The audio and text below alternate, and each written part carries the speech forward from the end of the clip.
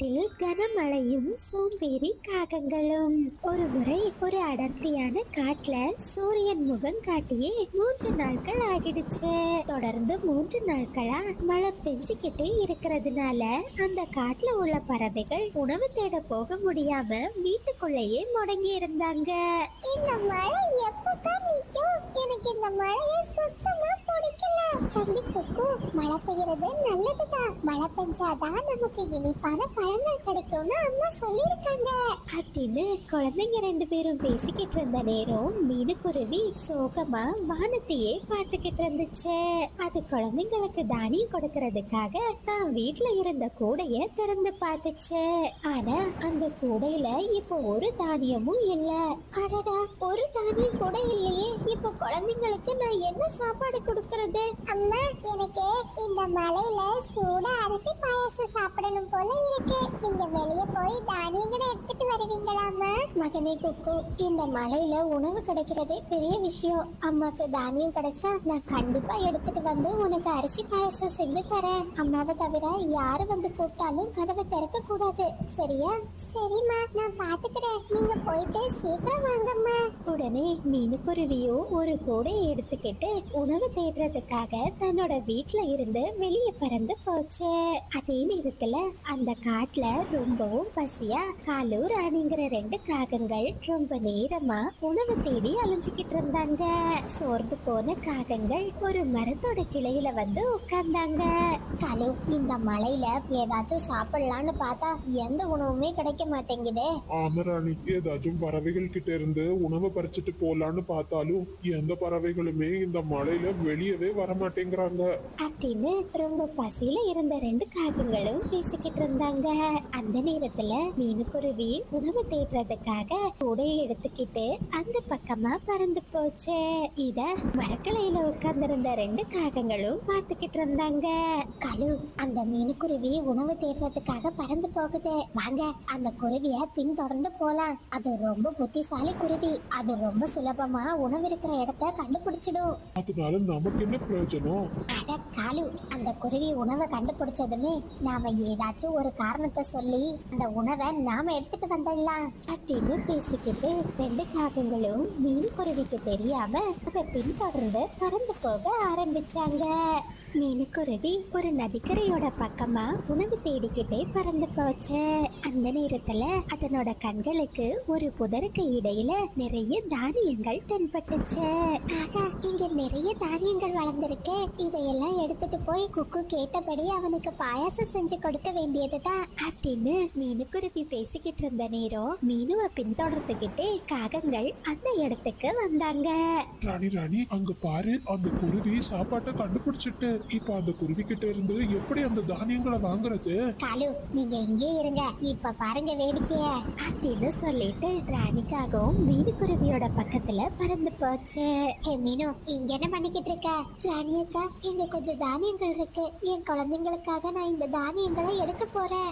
ஏன்னா இந்த தானியங்களை நீ எடுக்க போறியா? நான் தான் பல நாட்களா இந்த புதரோட நடுவுல இந்த தானியங்களை மறைச்சு வளர்த்துக்கிட்டு இருக்கேன். மழை நாட்கள்ல இப்பதான் இந்த தானியங்களை அறுவடை பண்ண வந்த. ஒழுங்கா இங்க இருந்து ஓடிடு அப்படின்னு சொன்ன ராணிக்காக அந்த புதருக்கு இடையில இருந்த எல்லா தானியங்களையும் பறிச்சது. பிறகு அந்த தானியங்களை எடுத்துக்கிட்டு அங்கிருந்து பறந்து போயிடுச்சு. அடடா ராணி, ரொம்ப நல்ல வேலை பண்ணிருக்க. வா, இந்த தானியங்கள் ரொம்ப இனிப்பா இருக்கும். இதை இப்பவே வீட்டுல போய் சாப்பிடலாம்.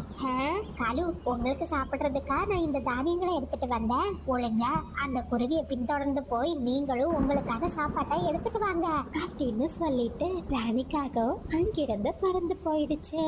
அப்பாவி மீனுக்குருவியோ மறுபடியும் உணவு தேடி பறக்க ஆரம்பிச்சது.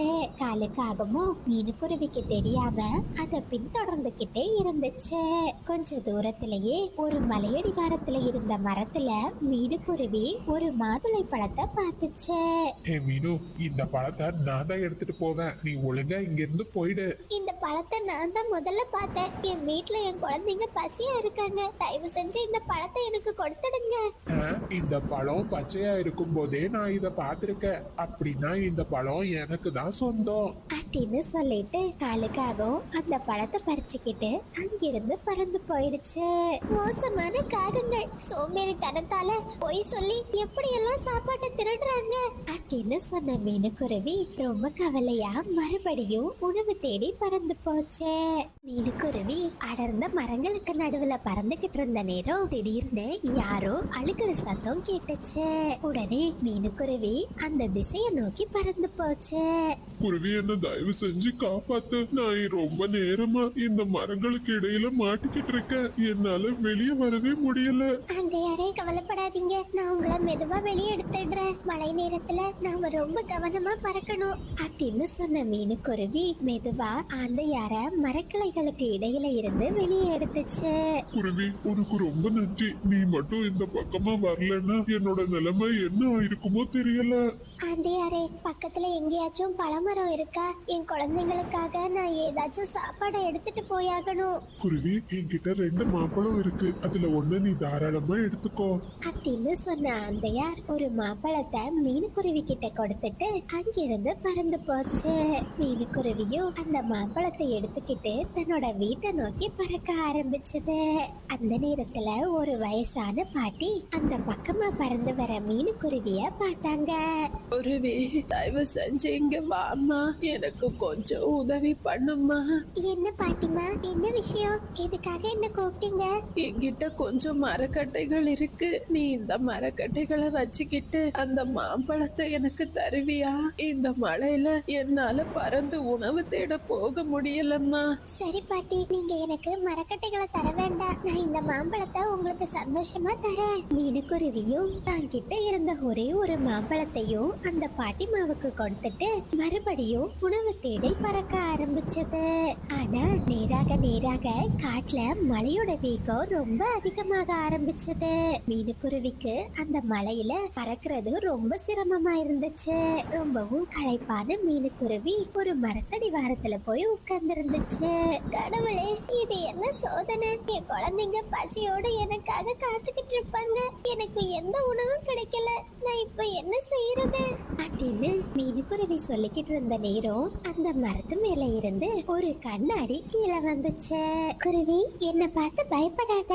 நான் ஒரு மந்திர கண்ணாடி. நீ எல்லாருக்கும் செஞ்ச உதவிகளை நான் பார்த்துக்கிட்டு தான் இருந்தேன். உன் குழந்தைங்களுக்கு நான் உணவு தரேன் அப்படின்னு சொன்ன அந்த மந்திர கண்ணாடி மீனுக்குருவிக்கு ஒரு கூடை நிறைய பழங்களை கொடுத்துச்சு. கண்ணாடி, உங்களுக்கு ரொம்ப நன்றி. உங்களால என் பிள்ளைங்க இன்னைக்கு பசி இல்லாம தூங்க போறாங்க. குருவி, உனக்கு என்னைக்கெல்லாம் சாப்பாடு கிடைக்காம போகுதோ அன்னைக்கு நீ என்கிட்ட வா, நான் உனக்கு நிச்சயமா பழங்களை கொடுக்கறேன். சரி கண்ணாடி, நான் கண்டிப்பா வரேன். உங்களுக்கு ரொம்ப நன்றி அப்படின்னு சொல்லிக்கிட்டு மீனுக்குருவி அந்த பழக்கூடையை எடுத்துக்கிட்டு அங்கிருந்து பறந்து போச்சு. இப்படியே ஒரு 2 நாட்கள் கடந்து போச்சு. ஆனா காட்டுல மழை நிக்கவே இல்லை. மீனுக்குருவியும் தான் கிட்ட இருந்த உணவுகளை இல்லாத குருவிகளுக்கு பகிர்ந்து கொடுத்துச்சு. ஒரு நாள் மீனுக்குருவி வழக்கம் போல உணவு தேடுறதுக்காக பறந்து போச்சு. கலு, அங்க பாருங்க, மீனுக்குருவி இன்னைக்கும் உணவு தேடி பறக்குது. வாங்க வாங்க, நாம அந்த குருவி கிட்ட வழக்கம் போல உணவு பறிச்சு சாப்பிடலாம் அப்படின்னு பேசிக்கிட்டு 2 காகங்களும் மீனுக்குருவிய பின்தொடர ஆரம்பிச்சாங்க. அன்னைக்கு மீனுக்குருவிக்கு எங்க தேடியுமே எந்த உணவுமே கிடைக்கல. ஏன்னா காட்டுல 5 நாட்களா மழை பெஞ்சுக்கிட்டே இருந்ததுனால உணவு பற்றாக்குறை ரொம்ப அதிகமா இருந்துச்சு. வேற வழி இல்லாத மீனுக்குருவி அந்த மரத்தடி வாரத்தை நோக்கி பறந்து போச்சு. மந்திர கண்ணாடியே, நான் இன்னைக்கு ரொம்ப நேரமா உணவு தேடினேன். எனக்கு எந்த உணவும் கிடைக்கல. நீங்க எனக்கு கொஞ்சம் உணவு தரீங்களா? நிச்சயமா குருவி, நான் கண்டிப்பா தரேன் அப்படின்னு சொன்ன அந்த மந்திர கண்ணாடி மீனுக்குருவிக்கு வழக்கம் போல கூடை நிறைய பழங்களை கொடுத்துச்சு. தூரத்துல மீனுவை பின்தொடர்ந்து வந்த காகங்கள் அந்த மந்திர கண்ணாடிய பார்த்துட்டாங்க. அந்த குருவி இவ்ளோ தூரம் பறந்து வந்தது இந்த மந்திர கண்ணாடிய பாக்குறதுக்காகத்தான். ஆமராணி, இனிமே நமக்கு உணவுக்காக எந்த கவலையுமே இல்ல அப்படின்னு சொல்லிக்கிட்டு 2 காகங்களும் அந்த மந்திர கண்ணாடியை நோக்கி பறந்து போனாங்க. மந்திர கண்ணாடி, நாங்களும் காட்டுல உணவு தேடி அலைஞ்சுக்கிட்டு இருக்கோம். நீ எங்களுக்கு நிறைய பழங்களை கொடு. உங்கள மாதிரிப்பட்ட பறவைகளுக்கு உணவை நான் தரமாட்டேன். நீங்க சோம்பேறித்தனத்தால மற்ற பறவைகள் கிட்ட இருந்து உணவை திருடி சாப்பிடுறீங்க. மந்திர கண்ணாடி, ஒழுங்கா நாங்க கேட்டதை கொடுத்துடு, இல்ல உன்னை கீழே போட்டு உடைச்சிடுவோம் அப்படின்னு டானிக்காக சொன்னதுமே கோபமான மந்திர கண்ணாடி டானிக்காகத்தை போட்டு அடிக்க ஆரம்பிச்சது. டானிக்காகத்துக்கு என்ன பண்றதுன்னே தெரியல. அது வேகமா மீனுக்குருவியோட வீட்டை நோக்கி பறந்து போச்சு. மீனு, ராணி அந்த மந்திர கண்ணாடிட்ட மாட்டிக்கிட்டு இருக்கா. நீ தயவு செஞ்சு அவளை காப்பாத்து. உடனே மீனுக்குருவியும் காலுக்காகவும் அந்த கண்ணாடியோட பக்கத்துல வந்தாங்க. மந்திர கண்ணாடியே, தயவு செஞ்சு இவங்கள மன்னிச்சிடுங்க. இனிமே இவங்க யாரையுமே ஏமாத்தி உணவு சாப்பிட மாட்டாங்க. மீனுக்குருவி இப்படி சொன்னதுமே அந்த மந்திர கண்ணாடி ராணிக்காகத்தை அடிக்கிறத நிறுத்திடுச்சு. மீனு, எங்களை மன்னிச்சிடு. இனிமே நாங்க என்னைக்குமே யார்கிட்டயுமே உணவை ஏமாத்தி சாப்பிட மாட்டோம். இந்த கனமழை சோம்பேறி காகங்களுக்கு ஒரு நல்ல பாடத்தை கத்துக் கொடுத்துச்சு. நண்பர்களே, இது சப்ஸ்கிரைபர் விருப்பத்திற்கான நேரம். சஞ்சனா, லோகநாயகி 2 குட்டீஸ்க்கும் ஒரு பெரிய ஹாய். மினாலினி, ரியாஷினி, விதூஷ் எல்லா குட்டீஸ்க்கும் ஒரு பெரிய ஹாய். ஹஸ்னா பாப்பா, நீங்க நல்லா படிச்சு சமத்து குட்டியா இருக்கணும். படிக்கிறது வாழ்க்கையில ரொம்ப முக்கியம். படிச்சாதான் நாம சந்தோஷமா இருக்க முடியும். ஹாய் ஏகலைவன், ஹாய் சிவானி ஸ்ரீ, ராஜேஷ் கண்ணன், உங்களுக்கு இனிய பிறந்த நாள் நல்வாழ்த்துக்கள். ஹாய் கார்த்திக், முத்து காமராஜ், உங்களுக்கு இனிய பிறந்த நாள் நல்வாழ்த்துக்கள். ஹாய் க்ளோரி, தேவா, ரேஷ்மா, அனு, ஐசாக் எல்லா குட்டீஸ்க்கும் ஒரு பெரிய ஹாய். சஸ்மி, டிலக்ஸி 2 குட்டீஸ்க்கும் ஒரு பெரிய hi. Hi Madhumitha, hi Subhashree, hi Harsha, Vasanth, Suki 2 குட்டீஸ்க்கும் ஒரு பெரிய ஹாய். அதிதி, ஆரியன், விஜயஸ்ரீ, ஜெயஸ்ரீ எல்லா குட்டீஸ்க்கும் ஒரு பெரிய ஹாய். பவிஷா, தியாஷ், அஸ்வின், சர்வேஸ் எல்லா குட்டீஸ்க்கும் ஒரு பெரிய ஹாய். நீங்கள் அனைவரும் அளித்து வரும் அன்புக்கும் ஆதரவுக்கும் மிக்க நன்றி.